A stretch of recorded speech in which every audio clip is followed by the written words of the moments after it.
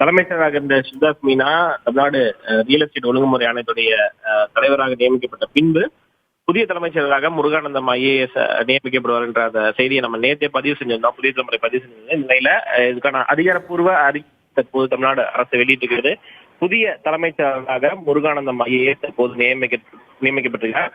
முதலமைச்சருடைய முதன்மை செக்ரட்டரி 1 தற்போது அவர் அந்த பொறுப்பில் இருக்கிறார். இந்த நிலையில புதிய தலைமைச் செயலராக முருகானந்தம் ஐஏஎஸ் நியமிக்கப்பட்டிருக்கிறார். 1991 பேட்ச் பிரிவை சேர்ந்த ஐஏஎஸ் அதிகாரி, சென்னையை சேர்ந்தவர், சென்னையை பூர்வீகமாக கொண்டவர்.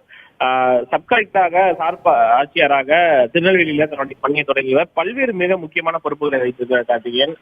மிக முக்கியமாக நீதித்துறை செயலராக இந்த அரசு, திமுக அரசு அமைந்த பிறகு நீதித்துறை செயலராக 2 ஆண்டுகள் பணிபுரிந்தவர். அதற்கு முன்பு கடந்த ஆட்சி காலத்தில் பார்த்தோம் அப்படின்னா தொழில்துறை செயலராக பணிபுரிந்தவர். அப்போதுதான் அந்த ஜிம், அந்த உலக முதலீட்டாளர் மாநாடுலாம் அப்பதான் நடத்தினாங்க.